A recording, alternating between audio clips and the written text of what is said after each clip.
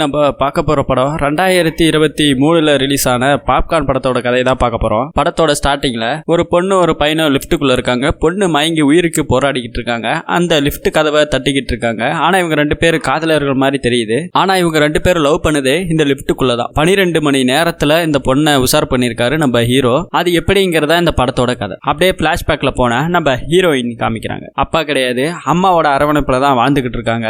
நல்லா பாடுவாங்க, ரொம்ப அழகா இருப்பாங்க. அதனால இவங்களுக்குள்ளே இந்த உலகத்திலேயே நான் தான் அழகி அப்படிங்கிற அளவுக்கு இவங்களுக்கு தான் மேல ஒரு நம்பிக்கை. இந்தாண்ட நம்ம ஹீரோயினோட அம்மா ரொம்ப நல்ல மனசு. பொண்ணுக்கு நாளைக்கு பர்த்டேன்னு தெரிஞ்சு ஏகப்பட்ட மரக்கன்றுகளை வாங்கி வச்சு ஒவ்வொரு நாளும் ஒரு 10 கன்று ஃப்ரீயா கொடுக்கறதாக சொல்லிக்கிட்டு இருக்காங்க. அதே சமயம் ஒரு தொட்டில ஒரு மீன், அந்த மீன் தொட்டில போட போகும்போது அம்மாவை கட்டி பிடிக்கும் போது அந்த மீன் கீழே விழுந்துருது. ஸோ அந்த மீனை காப்பாத்தி தொட்டிக்குள்ள போடுறாங்க. நல்ல வேலை, நீங்க என்னையும் காப்பாத்திட்டீங்க, இந்த மீனையும் காப்பாத்திட்டீங்க அப்படிங்கிற மாதிரி நம்ம ஹீரோயின் சொல்லிக்கிட்டு இருக்காங்க அம்மா கிட்ட. அம்மாவோ நாம சாகும்போது கூட நம்ம வாழணுங்கிற அளவுக்கு முயற்சி பண்ணணும் அப்படின்னு சில தத்துவத்தை சொல்றாங்க. அதே சமயம் நான் மாலுக்கு போயிட்டு வரேன்னு சொல்லி பொண்ணு அங்கிருந்து கிளம்புறாங்க. ஒரு ஆட்டோல ஏறி போறாங்க. அதே சமயம் இந்த பக்கம் கட் பண்ணா நம்ம ஹீரோவை காமிக்கிறாங்க. ஹீரோ பயங்கரமா சிகரெட் எல்லாம் அடிச்சுக்கிட்டு மாசா ஒரு மியூசிக் எல்லாம் கம்போஸ் பண்ணிக்கிட்டு இருக்காரு. சோ இதுல உங்களுக்கு தெரிஞ்சிருக்கும் நம்ம ஹீரோ ஒரு மியூசிக் கம்போசர்னு. இப்போ ஹீரோவோட அக்காவும் ஹீரோவோட தாத்தாவும் கூட போயிட்டு இருக்காங்க பார்க்ல. தாத்தாவுக்கு கண்ணு தெரியாது. சோ ரோடு கிராஸ் பண்றதுக்காக வந்துட்டு இருக்காங்க. தாத்தா என்ன சொல்றாரு, நாளைக்கு அமெரிக்காவில் உனக்கு மியூசிக் கம்போஸ் பண்றதுக்காக ஒரு பெரிய ஆல்பமே இருக்கு, நீ அங்க போகணும் அப்படின்னு சொல்லி தாத்தா சொல்லிக்கிட்டு இருக்காங்க. ஹீரோவை அதே சமயத்துல எனக்கு அதுக்கு இன்ட்ரெஸ்ட் இல்ல, நான் உங்க கூட இருக்கணும்னு ஆசைப்படுறேன் அப்படின்னு சொல்லிக்கிட்டு இருக்காங்க. தாத்தாவோ நான் வாழ்ந்து அனுபவிச்சுட்டேன், இதுக்கு மேல எதுவும் இல்லை, நீ கிளம்பணும் அப்படின்னு சொல்லிட்டு இருக்காங்க. அப்படி பேசிக்கிட்டு வரும்போது நம்ம ஹீரோ நாளைக்கு உங்களுக்கு பர்த்டே இருக்குல்ல, அதுக்கு மிகப்பெரிய கிஃப்ட் ஒன்று கொடுக்க போறேன், பெரிய செலிப்ரேஷன் இருக்கு, அதுக்காக நான் நிறைய திங்ஸ் எல்லாம் வாங்க வேண்டியது இருக்கு, நான் மாலுக்கு போகணும்னு சொல்லிட்டு இருக்காங்க. இப்போ நம்ம ஹீரோயின் வந்தாங்களா ஆட்டோ, அந்த ஆட்டோ நம்ம பெரியவரை இடிக்கிற மாதிரி போயிட்டு வந்தோடனே ஒரு நிமிஷத்துல நம்ம ஹீரோவை பயந்து போயிடுறாரு. ஏன்னா நம்ம தாத்தாவுக்கு கண்ணு தெரியாது. சோ இப்படி இடிக்கிற மாதிரி வந்தது மட்டும் இல்லாம ரோட்ல இப்படிதான் கிராஸ் பண்ணுவீங்களா, பார்த்து போறதுல கண்ணு தெரியாதா அப்படின்னு சொல்லி நம்ம ஹீரோயின் பயங்கரமா திட்டிட்டு அந்த ஆட்டோ போயிட்டு இருக்கா. அதை பார்த்து நம்ம ஹீரோ டென்ஷன் ஆகி அந்த ஆட்டோவை துரத்திட்டு போறாரு. அக்கா கிட்ட தாத்தாவை சேஃபா வீட்டுக்கு கூட்டுப்போன்னு சொல்லிட்டு ஒரு கட்டத்துல ஃபாலோ பண்ணி அந்த ஆட்டோவை பிடிச்சிடுறாரு. ஆனா அந்த பொண்ணு வர வழியில சிக்னல் டிராபிக் அதிகமா இருக்கு சொல்லி பாதியில இறங்கிட்டா டிரைவர் சொல்லிட்டு இருக்காரு. ஆட்டோவை இப்படிதான் ஓட்டுவியாடான்னு சொல்லி அவனை ஒரு அறை விட்டுட்டு திரும்ப மாலுக்குள்ள போறாரு. தான் வேலையை பார்க்கலான்னு எல்லா திங்ஸையும் வாங்கிட்டு இருக்காங்க. அதே சமயம் நம்ம ஹீரோயின் அவங்க ஒரு பக்கம் திங்ஸ் எல்லாம் வாங்கிட்டு இருக்காங்க. இப்ப ஹீரோயின் லிப்டுக்குள்ள இருக்காங்க. சோ நம்ம ஹீரோவும் எதர்ச்சியா போய் பாத்துறாரு. லிப்டுக்குள்ள வேற யாரும் இல்ல, நம்ம ஹீரோயின் மட்டும் தான் இருக்காங்க. இப்ப நம்ம ஹீரோ வரதை பார்த்துட்டு யாருங்க நீங்க, நான் வெளியே போகணும் வழி விடுங்கன்னு சொல்றாங்க. ஆனா நம்ம ஹீரோ குறுக்க நின்றுட்டு இருக்காரு. இப்ப இங்க இருக்க மாலுல ஒரு மிகப்பெரிய பாம் செட் பண்ணிருக்காங்க, யாருன்னு தெரியல. நம்ம ஹீரோவும் நம்ம ஹீரோயின் கன்னத்துல ஓங்கி ஒரு அடி விட்டுறாரு. அங்க அவங்க கீழே விழுற சமயத்துல அந்த பாமும் வெடிச்சிருது. ஆனா லிப்டுக்கு பக்கத்துல வெடிக்கிறதால இந்த லிப்ட் ரோப் கட்டாயி கீழே வந்து நின்றுது. ஓரளவுக்கு சேஃபா தான் நிக்குது. ஆனா இப்ப மால்குள்ள இருக்க எல்லாருமே போலீஸ்காரங்க வெளியே பத்திரமா மீட்டு எடுத்துறாங்க.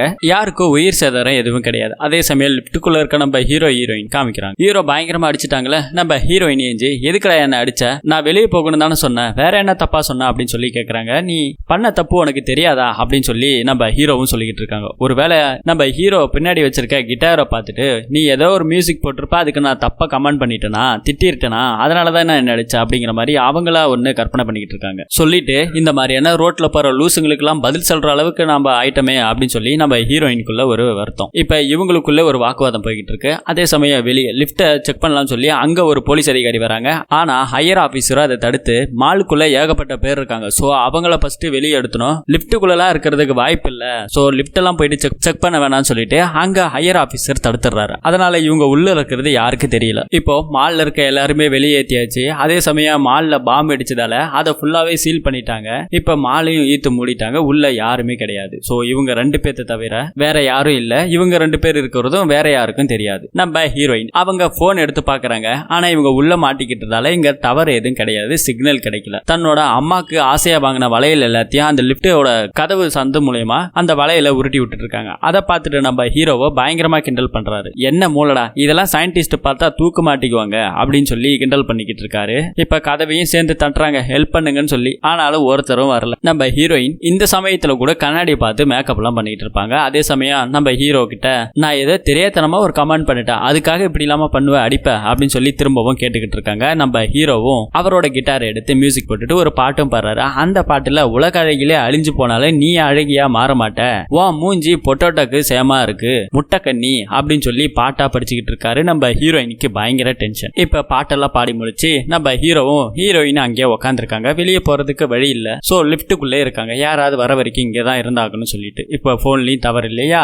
நம்ம ஹீரோ அவர் பர்ச்சேஸ் பண்ண ஒரு பாப்கார்ன் பொட்டலத்தை எடுத்து சாப்பிட்டுட்டு இருக்காரு. அதை நம்ம ஹீரோயின் பார்த்துட்டு வெறுப்பேற்றுற மாதிரி தான் நம்ம ஹீரோவும் சாப்பிட்டு இருப்பாரு. இப்ப பதிலுக்கு நம்ம ஹீரோயின் அவங்க அதை விட பெருசா ஒரு பாப்கார்னை எடுத்து சாப்பிட்டுட்டு இருக்காங்க. ஆனா ரொம்ப சீக்கிரமா சாப்பிட்டுறாங்க. நம்ம ஹீரோவும் சாப்பிட்டுட்டல என்கிட்ட இருக்கிறத எதுக்கடி பாக்குற முட்டை கண்ணி அப்படின்னு சொல்லி திட்ட ஆரம்பிச்சிட்டாரு. நம்ம ஹீரோயின் பயங்கரமா எஞ்சி சண்டை போடுறாங்க. என்னதான்டா உனக்கு பிரச்சனை, என்ன அடிச்சு அதுக்கு ஏதாவது கிளாரிட்டி கிடைச்சதா அப்படின்னு சொல்லி கேட்டுக்கிட்டு இருக்கும் போது எதுக்குடா என்ன அடிச்சுன்னு சொல்லி கேட்கறாங்க. இப்ப நம்ம ஹீரோ பிளாஷ்பேக்கை ஓபன் பண்றாங்க. நீ ஆட்டோல வந்தல அப்படின்னு சொல்றாங்க. ஆட்டோல வர்றதுக்கெல்லாம் அடிப்பேன்னு சொல்லி நம்ம ஹீரோயின் கேட்க, அடி லூசு உனக்கு ஏதை கொடுக்க தெரியாதுன்னு தான் நினைச்சேன், ஆனா மண்டையில மூளையும் இல்ல போல அப்படின்னு சொல்லிட்டு ஒரு வயசானவங்க ரோட்ல வரும்போது அதுவும் கண்ணு தெரியாத ஒரு வயசானவர் வரும்போது அவரை பார்த்து நீ அப்படியா பேசுவ அப்படின்னு சொல்லி நம்ம ஹீரோவும் கேட்கிறாரு. நீ அப்படி சொன்னதுக்காக தான் உன்னை நான் அடிச்சேன் அப்படின்னு சொல்லி நம்ம ஹீரோவும் சொல்லிடுறாரு. டக்குன்னு நம்ம ஹீரோயின் அதுக்காக தான் நீ என்ன அடிச்சியா, அப்படின்னா மன்னிப்பு நீ தான் என்கிட்ட கேட்கணும்னு சொல்லி சொல்றாங்க. நம்ம ஹீரோயின் ஆட்டோல வரும்போது ஆட்டோக்காரன் அப்படி போனதால நான் ஆட்டோக்காரனை தான் சொன்னேன், பார்த்து ஓட்ட மாட்டியா கண்ணு தெரியாதா அப்படின்னு சொல்லிட்டு.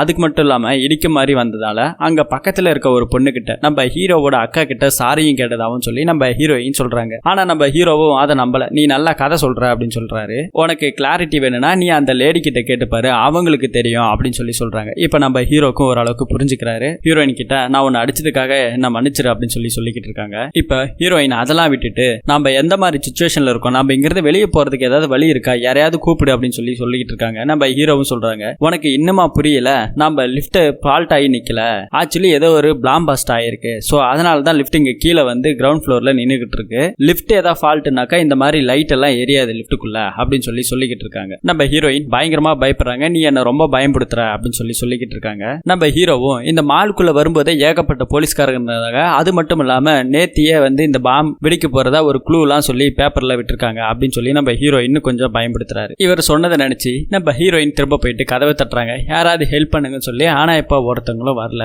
நம்ம ஹீரோயினுக்கு இப்ப ரொம்ப அர்ஜென்ட்டா யூரின் போகணும். இப்ப என்ன பண்றது தெரியல, ரொம்ப அர்ஜென்ட்டா வருது. இந்த மாலுக்கு வர்றதுக்கு முன்னாடி தான் ஒரு 5 கிளாஸ் கரும்பு ஜூஸை குடிச்சிட்டதாவும் அதனால இப்ப ரொம்ப அர்ஜென்ட்டா இருக்கிறதாவும் சொல்லி புலம்பிக்கிட்டு இருக்காங்க. நம்ம ஹீரோ கிட்ட ஏதாவது வழி இருந்தா சொல்லுன்னு சொல்லி கேட்டுட்டு இருக்காங்க.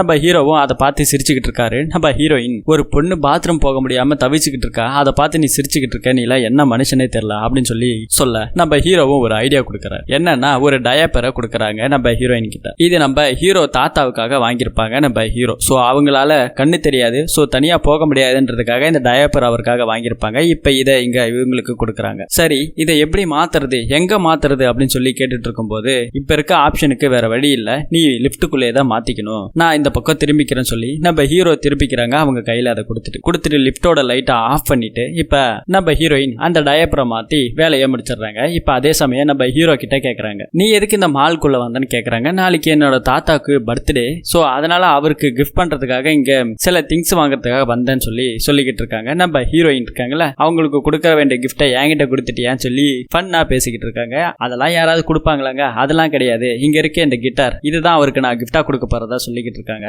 எனக்கு என் தாத்தானா உயிர், என் தாத்தா தான் எனக்கு உலகமே அப்படின்னு சொல்லி சொல்லிக்கிட்டு இருக்காங்க. உன்னை பார்த்தாலே தெரியுதுன்னு சொல்லி சொல்றாங்க நம்ம ஹீரோயின். இப்போ நம்ம தாத்தாவை பத்தி நம்ம ஹீரோயின் கிட்ட சொல்றாங்க. என்னோட தாத்தா மிகப்பெரிய மியூசிக் டைரக்டரா ஆகணும்னு சொல்லி சொல்லிக்கிட்டு இருந்தாரு. உங்க தாத்தா யாரு அப்படின்னு சொல்லி கேட்கறாங்க. இளையராஜா இருக்காருன்னு சொல்லும் போது நம்ம ஹீரோயின் ஷாக் ஆயிடுறாங்க. என்னது இளையராஜாவா, அதுதான் அவங்க தாத்தாவா அப்படின்னு சொல்றாங்க. அவங்க என் தாத்தா கிடையாதுமா, அவரோட குரு தான் எங்க தாத்தாவுக்கும் சொல்லி கொடுத்தவர். சோ 2 பேரும் ஒன்னாதான் இருந்தாங்க. என் தாத்தா மிகப்பெரிய மியூசிக் டைரக்டரா ஆகணும்னு சொல்லி ஆசைப்பட்டாரு. ஆனா அதுக்கு அவங்க வீட்டுல ஒத்துழைப்பு கொடுக்கல. சோ இப்ப இந்த கிட்டாரை என் தாத்தாவுக்கு கிஃப்டா கொடுக்கறதுக்காக பிரசன்ட் பண்றதுக்காக நான் வாங்கினேன் அப்படின்னு சொல்லி நம்ம ஹீரோவும் சொல்றாங்க. அதே மாதிரி இந்த பக்கம் நம்ம ஹீரோயின் பத்தி சொன்னாக்கா, நம்ம ஹீரோயின் நல்லா பாடுவாங்க. ஆனா அதுக்காக நிறைய கம்பெனிஸ்ல ஏறி இறங்கினாங்க. ஆனா முடியல. காரணம் என்னன்னா நம்ம ஹீரோயினுக்கு ஆஸ்துமா பிரச்சனை இருக்கு. அதனால ஒவ்வொரு தடவை சாங் ரெக்கார்ட் பண்ண போகும்போது அங்க அவங்களுக்கு அந்த ஆஸ்துமா பிரச்சனை வருது. சோ அதனால இவங்களால முடியாம போகுது. சோ என் வாழ்க்கையை நான் தொலைச்சிட்டேன் இந்த ஆஸ்துமாவால.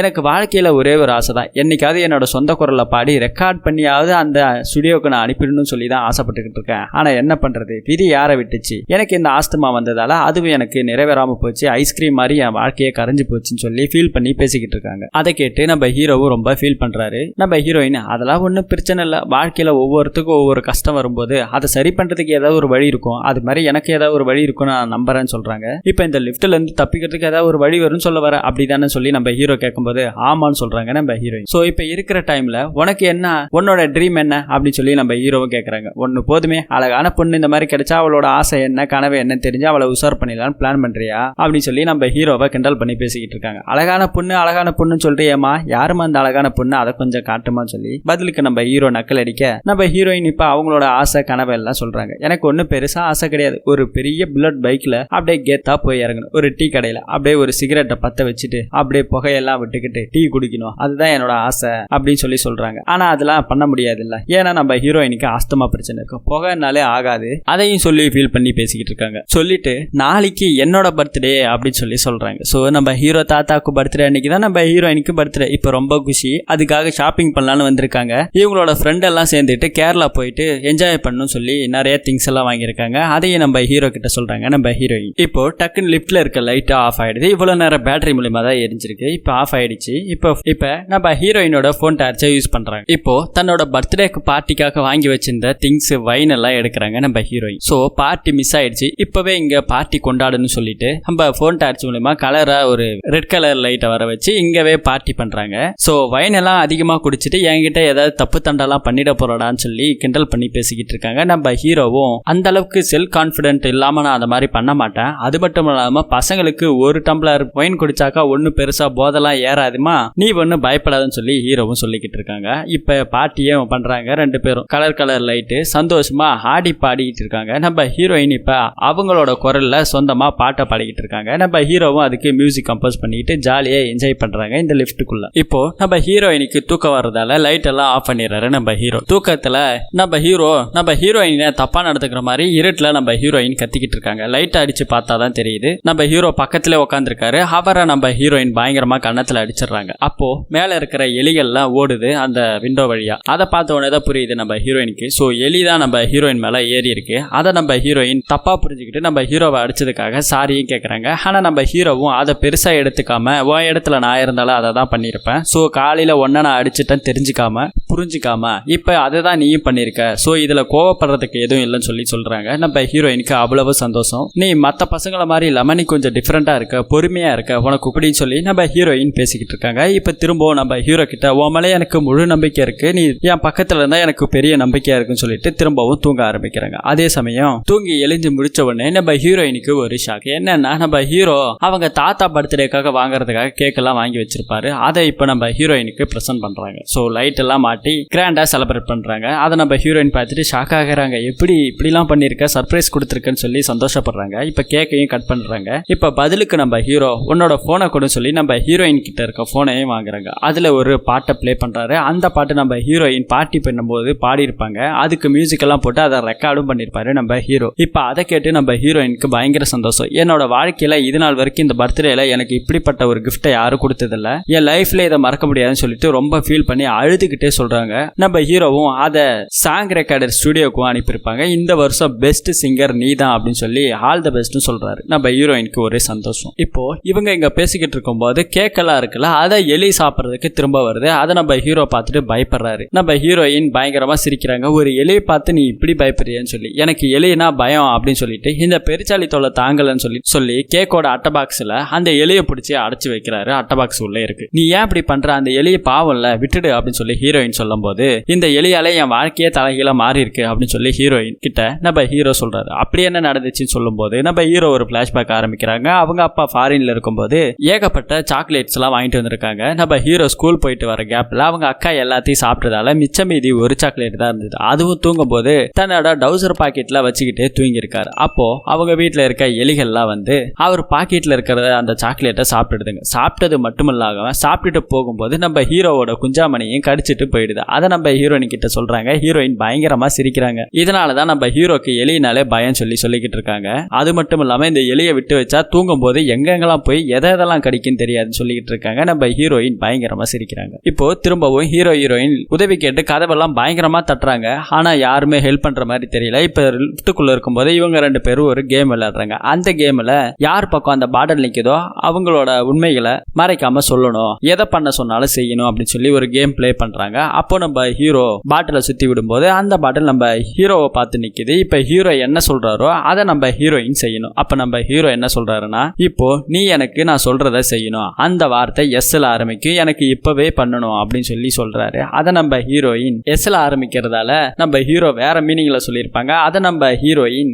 பாட்டு பாடணும், ஏன்னா நம்ம ஹீரோயின் சிங்கர் இல்ல, அதனால ஒரு பாட்டா பாடிட்டு இருக்காங்க. ரெண்டு பேரும் சந்தோஷமா ஹாப்பியா இருக்காங்க. இப்போ திரும்ப அடுத்த பாட்டில் நம்ம ஹீரோயின் சுத்தும் போது நம்ம ஹீரோயின் பக்கம் பாட்டில் நிறுத்த திரும்ப நம்ம ஹீரோயின் நீ என்கிட்ட பொய் சொல்லாம சொல்லணும், உன் வாழ்க்கையில நீ பெருசா மறைச்சது என்னன்னு சொல்லி கேட்கறாங்க. அப்போ நம்ம ஹீரோ டக்குன்னு நம்ம ஹீரோயின் கிட்ட ஐ லவ் யூ அப்படின்னு சொல்லிடுறாரு. இதை நான் விளையாட்டுக்காக சொல்லல, உண்மையா தான் சொல்றேன், உணர்வு பொண்ணு ரொம்ப பிடிச்சிருக்கு அப்படிங்கிற மாதிரி சொல்றாரு. நம்ம ஹீரோயின் எனக்கு இதுதான் ஃபர்ஸ்ட் டைம், என் பின்னாடி நிறைய பேர் சுத்தி இருக்காங்க, சுத்திட்டு அதுக்கப்புறம் பொறுமையா சொல்லுவாங்க, ஆனா என்னை பார்த்த உடனே முதல்ல ப்ரப்போஸ் பண்ணது நீ தான் அப்படின்னு சொல்லி பேசிக்கிட்டு இருக்காங்க. நம்ம ஹீரோ இப்ப இங்க ஒரு பிளாஷ்பேக் ஓபன் பண்றாரு. நான் இதுக்கு முன்னாடியே உன்னை நான் பார்த்திருக்கேன் அப்படின்னு சொல்றாங்க. நம்ம ஹீரோயின் ஒரு டைம் பாடுறதுக்காக ஒரு ஆடியோ காம்படிஷன்ல கலந்துருப்பாங்க. அப்போ பாட்டு பாடுறதுக்காக போகும்போது நம்ம ஹீரோயினுக்கு அங்க ஆஸ்துமா பிரச்சனையால மூச்சு திணறல் வந்திருக்கும். அதனால சரியா பாட முடியாம அங்க இருந்து அழுதுகிட்டே வந்திருப்பாங்க. அந்த இடத்த நம்ம ஹீரோவோட தாத்தா தான் இருந்திருப்பாரு. சோ நம்ம ஹீரோ தாத்தாவோட சொந்தமான ஸ்டுடியோ கம்பெனி தான் அது. சோ அங்கதான் இருந்திருப்போம். நம்ம ஹீரோயின் வந்திருப்பாங்க. அப்ப தாத்தாவும் ஆறுதல் சொல்றாங்க, இதை பாருமா, உனக்கு இருக்க பிரச்சனையை நினைச்சு நீ வருத்தப்படாத, என்னைக்கா இருந்தாலும் நீ ஒரு நாள் ஜெயிப்ப, உனக்கு நல்லா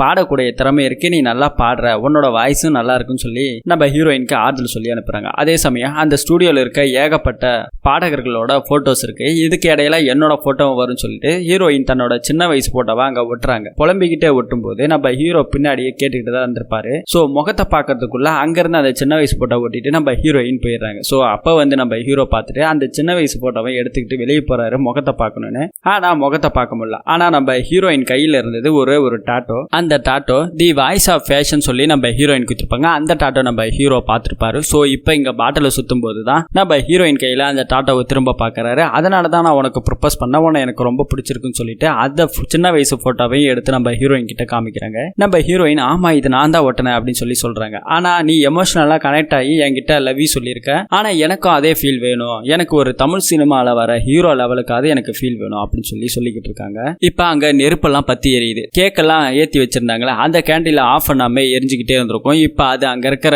துணியில பட்டு ஃபயர் ஆயிடுச்சு. இப்ப லிப்ட் முழுக்க புகையாயிடுச்சு. புகைனாலே நம்ம ஹீரோயினுக்கு ஒத்துக்காது, ஆஸ்துமா பிரச்சனை இருக்கு. இப்ப ஹீரோயினுக்கு பயங்கரமான இருமல் வருது, மூச்சு திணறல் வருது. ஆஸ்துமாக்காக யூஸ் பண்ற கிட்டு நம்ம ஹீரோயின் கிட்ட இல்ல, அதை வாங்கறதுக்காக தான் லிப்ட்ல இருந்து வெளியே போகணும்னு சொல்லியிருப்பாங்க. அதை நம்ம ஹீரோ அடைச்சிட்டதாகவும் நம்ம ஹீரோயின் ஹீரோ கிட்ட சொல்றாங்க. இப்ப மருந்து இல்ல, என்ன பண்றதுன்னு தெரியாம நம்ம ஹீரோ பயத்துல இருக்காரு, கதவையும் தட்டுறாரு. ஆனா ஒருத்தவங்களும் வர மாதிரி தெரியல. நம்ம ஹீரோயினுக்கு பயங்கரமான மூச்சு திணறல் ஏற்பட்டுக்கிட்டே இருக்கு. நம்ம ஹீரோக்கு என்ன பண்றதுன்னு தெரியாம தாங்கிட்ட இருக்க சில்லற காசை எடுத்து லிப்டுக்குள்ள டோருக்கு இருக்க கேப்ல அந்த சில்லற காசை விட்டுறாரு. ஏன்னா யாராவது பார்த்துட்டு வருவாங்க. நம்ம ஹீரோயின் இப்ப திரும்ப கூப்பிட்டு நான் வளையல் போடும்போது என்ன கிண்டல் பண்ண, இப்ப தெரியுதா உனக்கு அப்படின்னு சொல்லி திரும்ப பேசும்போது என்ன மன்னிச்சிரு, நான் உன்னை ரொம்ப கஷ்டப்படுத்திட்டேன், உன்னோட இந்த நிலைமைக்கு நான் தான் காரணம் அப்படின்னு சொல்லி நம்ம ஹீரோவும் பயங்கரமா அழுகிறாரு. அழுது மட்டும் இல்லாம தன்னோட கிட்டார் எடுத்து அந்த மேல இருக்க லிப்ட் மேல இருக்க ஃபேனையும் உடைக்கிறாரு. ஆனாலும் அதுல வெளியே போக முடியாது. சோ ஓரளவுக்கு புகையெல்லாம் வெளியே போனாக்கா நம்ம ஹீரோயின் கொஞ்சம் மூச்சு திணறல் இல்லாம இருப்பாங்க சொல்லி தான் அதை பண்ணிருப்பாரு. கிட்டாருமே உடஞ்சிருது. நம்ம ஹீரோ கையுமே கிழிச்சுக்கிறாரு. அதை பார்த்து நம்ம ஹீரோயின் அவனுக்கு பிடிச்சவங்களுக்காக வாங்கினா,